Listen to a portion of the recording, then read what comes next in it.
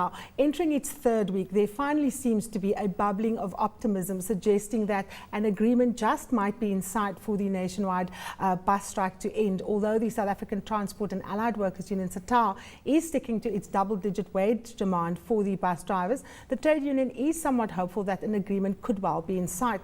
We speak now to the spokesperson for SATAL, Vincent Masoko, to understand the developments and to look at what could possibly be underlying the optimism. Now, Vincent, there's been some confusion. Some suggest that this optimism.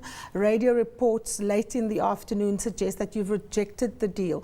Factually, what is the offer on the table and what are you prepared to consider? Well, factually, there's no offer on the table. Actually, the situation is still as it was last week. However, the only difference is that we have taken an initiative as SATAL and together with other unions that are in the sector, particularly TOU, and we agreed that we will have a comprehensive position, and that position we can be able to take it and go and present it to employers. And we have written that proposal to them over the weekend, and we are going to be meeting with them on Wednesday. But of course, our optimism is that we believe that there is a possibility of a settlement, of course, still within the range of a double digit. Now, of course, you're saying that you are optimistic. You said the last time when we spoke that unless there's a double-digit offer on the table, you are not prepared to say, to even put it to your members. If the employer puts 10%, as is being suggested in some reports, is that a figure that you will consider? Is that contained in the proposal that you developed over the weekend, Mr. Masoko?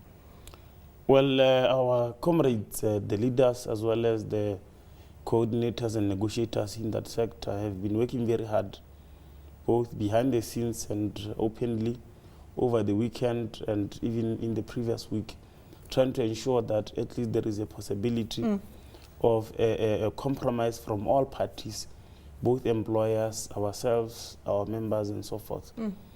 And at this point in time, there isn't any committal position that is saying that we are comfortable at a certain percentages.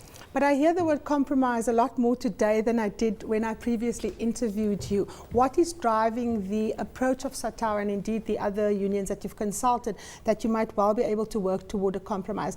What is fueling this idea that you could reach a settlement? Because remember, we're talking about quite a large gap between what you demanded, which was 18%, and which is on the table 6.5%. How far have you come down? Are you at 10%? Is that what is in the proposal? I remember at some point we were down to 13% as well during the negotiations that were mediated, of course, by the CCMA.